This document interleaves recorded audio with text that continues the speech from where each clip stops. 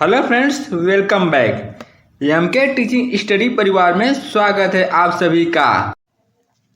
आज के video lecture में हिंदी व्याकरण में वाक्य से संबंधित महत्वपूर्ण फैक्ट को देखा जाएगा जो कि परीक्षाओं में पूछे जाते हैं। उत्तर प्रदेश में जितने भी कम्पिटेटिव एग्जाम्स होते हैं, चाहे यूपी टेट हो, यूपी टीपीएससी हो, सुपर टेट हो, यूपी लेखपाल हो, यूपीएसआई हो, यूपी पुलिस हो, सभी परीक्षाओं के लिए बहुत ज़्यादा बेनिफिशियल होने वाले हैं। इसके अलावा वीडियो को अंत तक जरूर देखिए क्योंकि जो हमने यहाँ पर थ्योरी कवर किए हुए हैं ऑलरेडी एग्जाम्स में आए हुए हैं और आगे भी इन थ्योरी में से प्रश्न बनने की संभावना बहुत ज़्यादा है। तो चलिए स्टार्ट करते हैं। आपके स्क्रीन पर दिख रहा है शब्द वाक्य। पहले जान लेते हैं वाक्य होता क्या है। तो वाक्य दो या दो से अधिक शब्दों के मिलनोपरांत वाक्य का निर्माण होता है, या यूँ कहें सार्थक शब्दों का व्यवस्थित समूह को वाक्य कहते हैं। यहाँ पर दिया गया इसके बाद वाक्य भेद। तो वाक्य दो भेद होते हैं। पहला है आपका रचना के आधार पर वाक्य, इसके बाद अर्थ के आधार पर वाक्य, इसके बाद आता है आपका रचना के आधार पर वाक्य। तो रचना के आधार पर वाक्य तीन प्रकार के होते हैं और ये आपके परीक्षाओं में पूछा गया है, इसलिए आप इसे याद रखेंगे। पहला है साधारण वाक्य या यूँ कहें सरल वाक्य, दूसरा है मिश्रित वाक्य या यूँ कहें मिश्र वाक्य, तीसरा है संयुक्त वाक्य। इसके बाद आता है आपका साधारण वाक्य या सरल वाक्य होता क्या। तो इसमें केवल एक ही उद्देश्य और एक ही विधेय होता है। जिससे वाक्य में कर्ता, कर्म एवं क्रिया उपस्थित हो तो उसे सरल वाक्य या यूँ कहें साधारण वाक्य कहते हैं। जैसे यदि हम यहाँ पर उदाहरण की बात करें तो राज हंसता है, श्याम आम खा रहा है, यश चाय बनाता है। तो यहाँ पर आप देख रहे हैं यश एक ही कर्ता, चाय एक ही कर्म तथा बनाता है क्रिया एक ही क्रिया का यूज किया जाता है या यूँ कहें प्रयोग किया जाता है। तो यह कैसा वाक्य, सरल या यूँ कहें साधारण वाक्य होता है।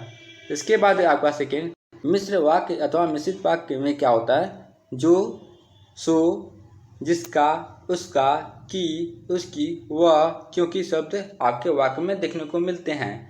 यहाँ पर आपके एग्जाम से अक्सर की शब्द जरूर पूछे जाते हैं या यूँ कहें बहुत ज़्यादा पूछे जाते हैं, तो इसलिए आप इसे याद रखेंगे। जैसे यदि हम यहाँ पर उदाहरण की बात करें, विजय मानता है कि अजय मेरा दोस्त है। यहाँ पर देखिए आया हुआ है शब्द की। इसके बाद जैसे कि रेणु ने कहा कि उस गधे को पकड़ो, यहाँ पर भी देखिए आया हुआ कि। इसके बाद है जो लड़का कमरे में बैठा वह मेरा भाई है। तो यहाँ पर देखिए जो शब्द आया हुआ की, जो, ये तीनों आपके कैसे वाक्य हैं, तो मिश्र वाक्य आयु का मिश्रित वाक्य हैं।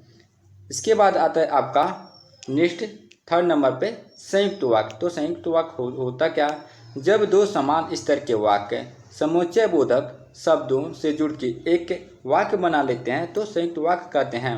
और यहाँ पर संयुक्त वाक्य की पहचान के लिए आप याद रखेंगे और, एवं, तथा, या, अथवा, इसलिए, अतः, तो, फिर भी, नहीं तो, किंतु, परंतु, लेकिन, पर, ये सभी के सभी शब्द जहाँ पर आए ये सभी के सभी शब्द संयुक्त वाक्य कहलाएंगे।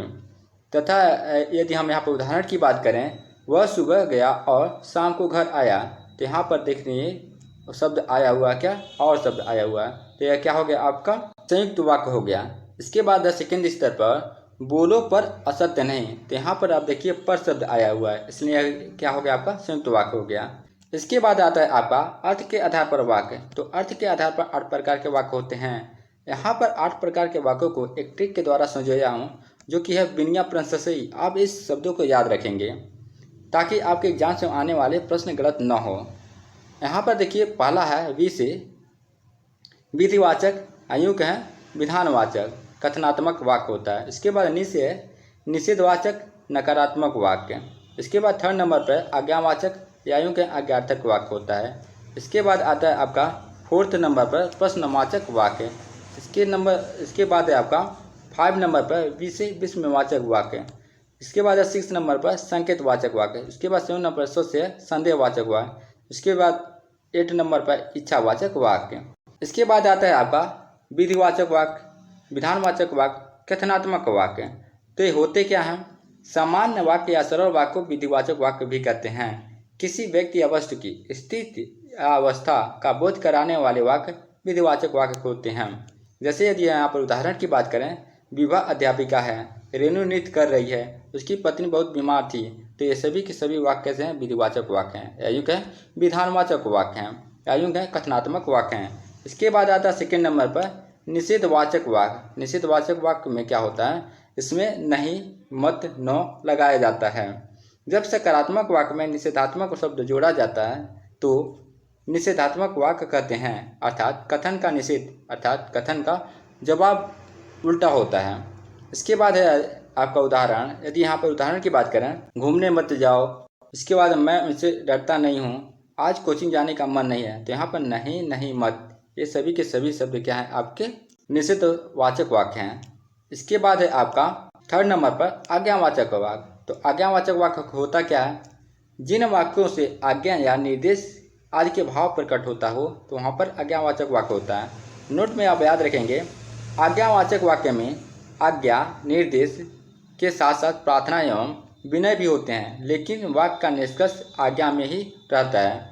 यदि यहाँ पर उदाहरण की बात करें तो कमरे के बाहर निकल जाओ। उसके बाद है सो जाओ लेकिन सुबह 4 बजे तक जग जाना। इसके बाद है मेहरबानी करके आप बाहर जाइए। इसके बाद है तुम खाओ, तुम पढ़ो, शाम तक जरूर आ जाना। ये सभी के सभी शब्द कैसे हैं, तो ये सभी के सभी शब्द आपके आज्ञावाचक वाक्य हैं। इसके बाद आता है आपका नेक्स्ट फोर्थ नंबर पर प्रश्नवाचक वाक्य। तो प्रश्नवाचक वाक्य में क्या होता है, क्या, कब, कहाँ, कौन, किसे आदि शब्द आते हैं। इसके बाद नोट में याद रखेंगे, क्या शब्द पहले लगाने पर प्राय उत्तर हाँ या नो में मिलता है। यहाँ पर यदि उदाहरण की बात करें, क्या वह गोरखपुर जा रहा है, क्या आप रोज सुबह टहलते हो, रहते हैं। ये सभी के सभी वाक्य क्या हैं, तो आपके प्रश्नवाचक वाक्य हैं। इसके बाद आता है 5वां नंबर पर विस्मयवाचक वाक्य। तो विस्मयवाचक वाक्य में प्रेम, घृणा, आश्चर्य, हर्ष, सुख आदि वाले शब्द रहते हैं। इसमें वक्ता के मुंह से वाक्य अचानक निकलते हैं। यदि यहाँ पर उदाहरण की बात करें तो धत सब गड़बड़ हो गया, हाय मैं मर गया, ओह कितना सुंदर दृश्य है। ये सभी के सभी वाक्य कैसे हैं, तो ये सभी के सभी वाक्य विस्मयवाचक वाक्य हैं। इसके बाद आपका आता है 6 नंबर पर संकेतवाचक वाक्य या यूँ कहें सत्यवाचक वाक्य। तो संकेतवाचक वाक्य होता क्या है, इसमें एक वाक्य दूसरे वाक्य की संभावना पर निर्भर रहता है। कह सकते हैं कि इसमें किसी न किसी शर्त को पूरा करने का विधान किया जाता है। नोट में आप यहाँ पर याद रखेंगे, हेतु हेतु मद भी भूत भी यही होता है।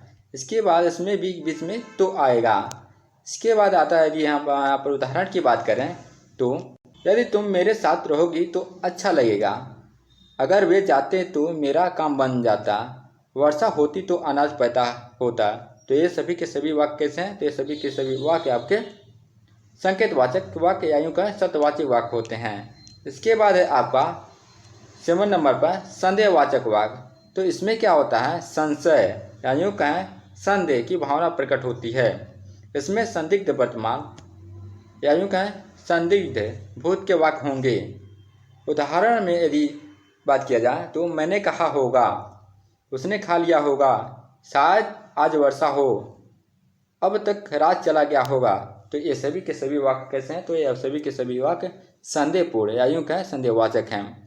इसके बाद आता है 8वां नंबर पर इच्छावाचक वाक्य तथा यह आपका थ्योरी में लास्ट है। इच्छावाचक वाक्य होता क्या, तो इसमें वक्ता अपनी इच्छा अथवा भावना या यूँ कहें शुभकामनाएं प्रकट करता है। यदि यहाँ पर उदाहरण की बात किया जाए, आपकी यात्रा मंगलमय हो, तुम अपने कार्य में सफल हो, आज कहीं से पैसे मिल जाए, आप सदा ऐसे ही प्रसन्न रहिए। इसके बाद दोस्तों आप वीडियो से संबंधित कोई सुझाव देना चाहते हैं तो कमेंट बॉक्स में सुझाव जरूर दीजिएगा। तो आज के वीडियो में बस इतना ही। Thank you and take care. जय हिंद, वंदे मातरम।